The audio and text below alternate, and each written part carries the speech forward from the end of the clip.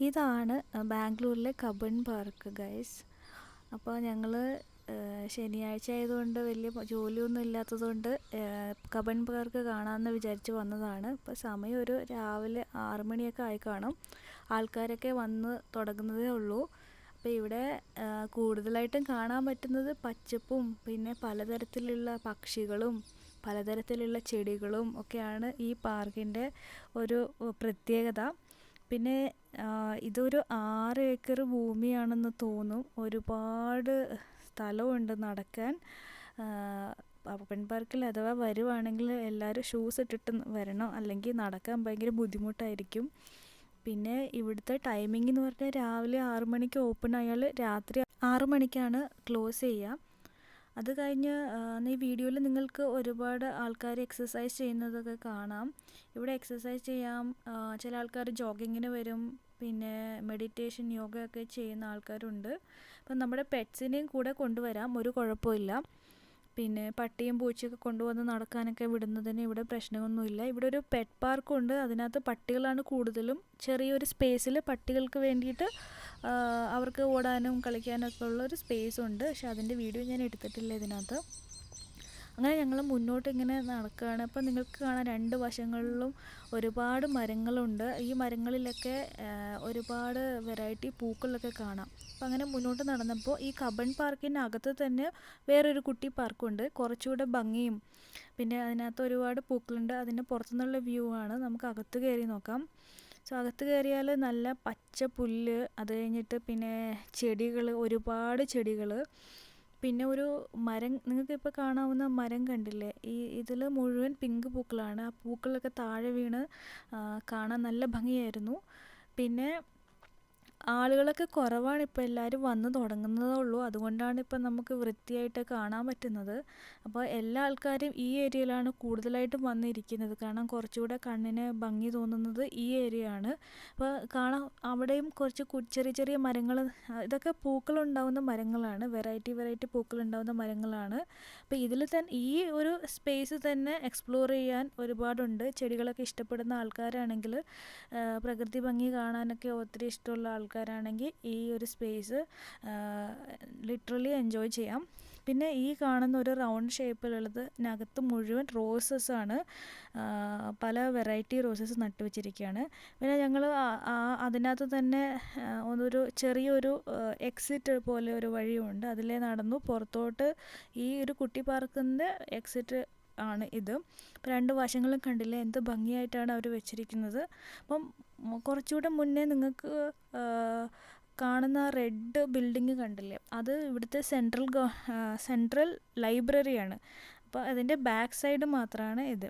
ഇപ്പോൾ ഫ്രണ്ട് കാണണമെങ്കിൽ നമുക്ക് കുറച്ചുകൂടെ മുന്നിലോട്ട് പോകണം. പിന്നെ ഇതിൻ്റെ ഓപ്പോസിറ്റ് സൈഡിൽ വേറെ കുറേ സ്പേസ് ഉണ്ട്. അവിടെ നിങ്ങൾക്ക് കാണാവുന്നത് നമ്മുടെ ബൊഗൺവില്ലൊക്കെ നട്ട് അടിപൊളി വെറൈറ്റീസുള്ള പല കളറിലുള്ള ബൊഗൺവില്ല ചെടികളാണ് ഇതൊക്കെ. ഇപ്പോൾ മുന്നേ വന്നപ്പോൾ ഇതിലൊക്കെ ഒത്തിരി പൂക്കളുണ്ടായിരുന്നു.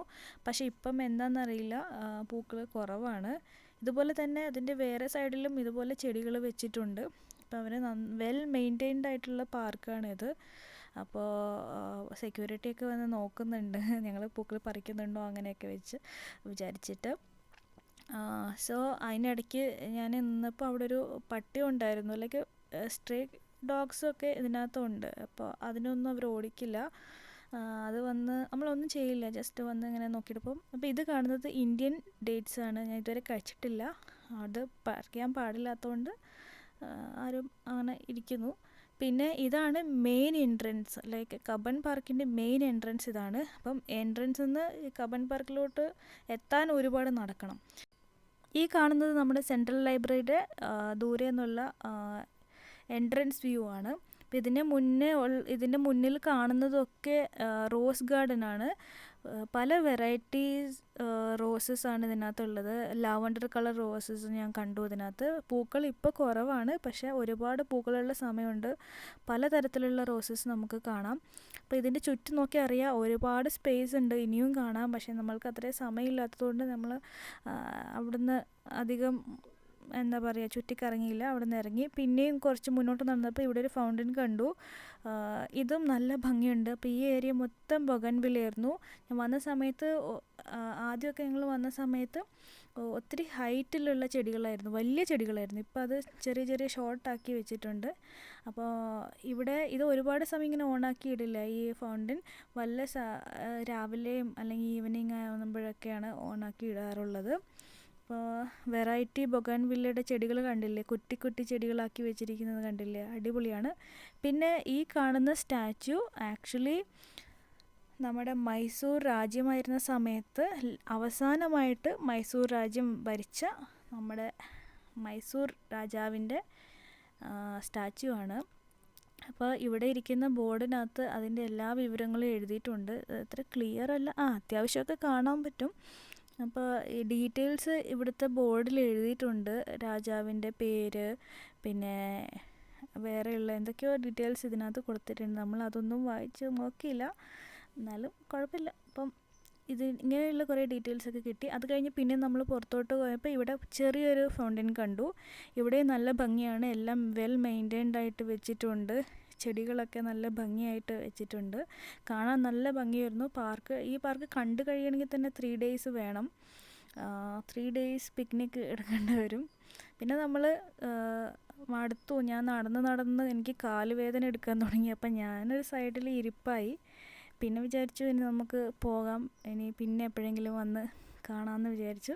നമ്മൾ തിരിച്ച് പോകുന്ന വഴിക്ക് നമ്മൾ ഒരു സ്ഥലം എത്തിയപ്പോൾ ഒരുപാട് കിളികൾ, ലൈക്ക് മൈന, പ്രാവ്, പിന്നെ തത്ത, ഇതൊക്കെ ഉണ്ടായിരുന്നു. പിന്നെ അണ്ണാൻ ഒക്കെ ഒരുപാടുണ്ട്. അപ്പോൾ ഇവിടെ രാവിലെ വന്നിട്ട് ഈ കിളികൾക്ക് ഒരുപാട് ആൾക്കാർ തീറ്റയെല്ലാം കൊടുക്കുന്നുണ്ട്, അരിയെല്ലാം ഇട്ട് കൊടുക്കും. ഇപ്പോൾ ഇവിടെ ഒരു തത്തനെ കാണാനുള്ളൂ, പക്ഷേ ഒരുപാട് തത്ത ഈ മരത്തിൻ്റെ മേലെയൊക്കെ വന്ന്, നമ്മളിപ്പോൾ അടുത്തുള്ളത് കൊണ്ടാണ് അവിടെ അവർ ഇല്ലാത്തത്. അപ്പോൾ പിന്നെ വിചാരിച്ചു പോയേക്കാം, വെറുതെ അവരെ ശല്യം ചെയ്യണ്ടല്ലോ എന്ന് വിചാരിച്ചു. അപ്പം ഞങ്ങളങ്ങനെ നടന്ന് തിരിച്ചു പോകാമെന്നുള്ളൊരു തീരുമാനത്തിലെത്തി. അങ്ങനെ ഇത് ബാക്ക് ഗേറ്റിലോട്ടുള്ള വഴിയാണ്. ബാക്ക് ഗേറ്റിൽ എത്തി ഞങ്ങളങ്ങനെ എക്സിറ്റ് ചെയ്യാണ്. പിന്നെ ഇവിടെ പാർക്കിങ് പേ ആൻഡ് പാർക്ക് എന്നുള്ളൊരു ഓപ്ഷൻ ഇവിടെ ഉണ്ട്. അപ്പോൾ നിങ്ങൾക്ക് അവിടെ പേ ചെയ്താൽ പാർക്ക് ചെയ്യാം. കാറ് കൊണ്ടുവന്നാൽ ഭയങ്കര ബുദ്ധിമുട്ടായിരിക്കും. അത് കാരണം ഞങ്ങൾ ഇറങ്ങി. അങ്ങനെ ഇതാണ് വിധാനസൗധ റോഡ്. അപ്പം നമ്മുടെ നിയമസഭാ മന്ദിരം പോലെ തന്നെ ഇവിടെ ബാംഗ്ലൂർ വിധാനസൗധ എന്നാണ് പറയുന്നത്. ഇപ്പം കൂടുതലായിട്ട് ആളുകൾ ബാംഗ്ലൂരൊക്കെ വരുമ്പോൾ ഇതിൻ്റെ ഫോട്ടോ ഒക്കെ എടുത്ത് ഇങ്ങനെ കാണാറുണ്ടായിരുന്നു. അപ്പോൾ ഇതാണ് ആ വിധാനസൗധ. കാണാൻ നല്ല ഭംഗിയാണ്, കാരണം ഇതിൻ്റെ മുന്നിലൊക്കെ നല്ല ഗാർഡൻ അടിപൊളിയായിട്ട് വെച്ചിട്ടുണ്ട്. കാണാൻ ബ്യൂട്ടിഫുള്ളാണ്. ഈവനിങ്ങളിൽ ഇതിൻ്റെ സൈഡിൽ ആൾക്കാർ വന്ന് ഫോട്ടോ എടുക്കാറുണ്ട്, വീഡിയോ എടുക്കാറുണ്ട്. നല്ലൊരു വൈബാണ് ഇവിടെ. ആരെങ്കിലും നാട്ടിൽ നിന്ന് വരുന്നുണ്ടെങ്കിൽ ഇവിടെയൊക്കെ വന്ന് വിസിറ്റ് ചെയ്യുക. കബൺ പാർക്ക് കാണാൻ 2 days വേണം. അപ്പോൾ ഈ വീഡിയോ എല്ലാവർക്കും ഇഷ്ടമായെന്ന് വിചാരിക്കുന്നു. ഇഷ്ടമായ പ്ലീസ് ഡു സബ്സ്ക്രൈബ്.